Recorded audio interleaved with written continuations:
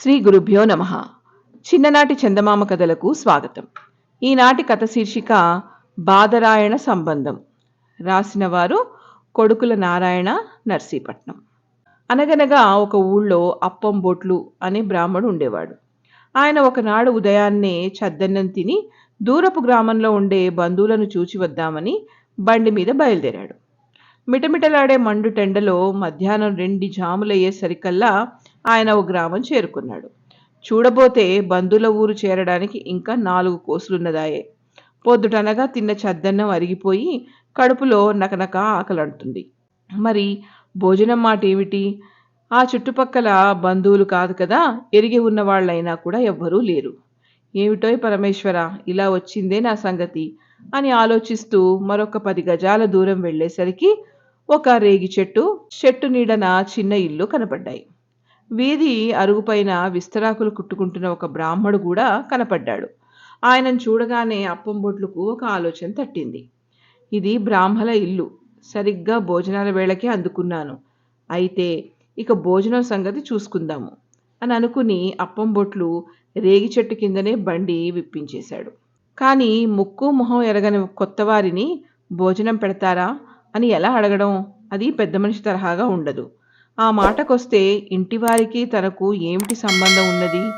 ఏదో ఒకటి కల్పించైనా కల్పించాలి, లేకపోతే ఆకలి తీరే దారే లేదు. ఈ ఆలోచనతో ఆ రేగి చెట్టుకేసి చూడగా అప్పం బొట్లకు ఒక చక్కటి ఉపాయం తట్టింది.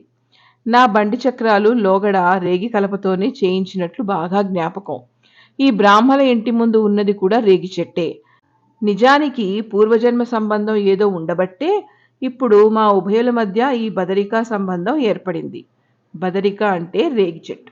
వారితో పరిచయం చేసుకోవడానికి ఇంతకు మించిన చుట్టరికం ఏం కావాలి అని అనుకుని సంతోషించాడు. ఒకవేళ ఇంటివారు మన బంధుత్వం ఏమిటండి అని అడిగితే ఠకీమని జవాబు చెప్పేవచ్చునని నిర్ణయించుకున్నాడు.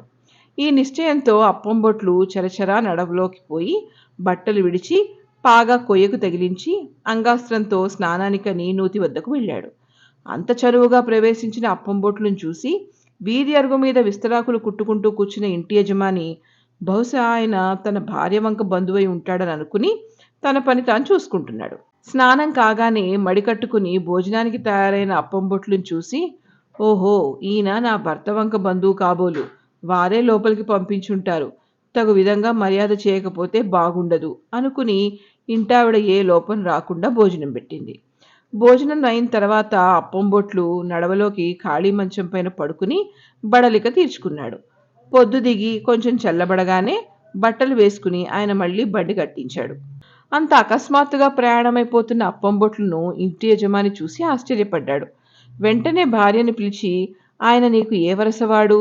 వచ్చి రావటంతో అంత తొందరగా వెళ్ళిపోతున్నాడేమిటి? ఈ రాత్రికి ఉండమనలేకపోయావు అని అన్నాడు. అయ్యో, బాగానే ఉంది. ఆయన నాకు ఏ వరసనూ కాదు. అసలు ఇంతకీ ఆయన ఎవరో నాకు తెలియనే లేదు. మీ తరఫు బంధువేమో అనుకుని నేను పలకరించలేదు అని ఆమె బదులు చెప్పింది. ఆయనెవరో నాకు అంతకంటే తెలియదాయే. మీ అమ్మగారి సంబంధించిన దగ్గర బంధువులై ఉంటారనుకుని నేను అసలు పలకరించనే లేదు. సరే, మోసపోయానులాగుంది అని ఆయన అప్పం బొడ్లు వద్దకు వెళ్ళి, అయ్యా క్షమించాలి, మనకు గల బంధుత్వం జ్ఞాపకం సరిగ్గా రావటం లేదు, మరేమీ అనుకోకుండా సెలవిస్తారా అని నిష్కపటంగా అడిగాడు.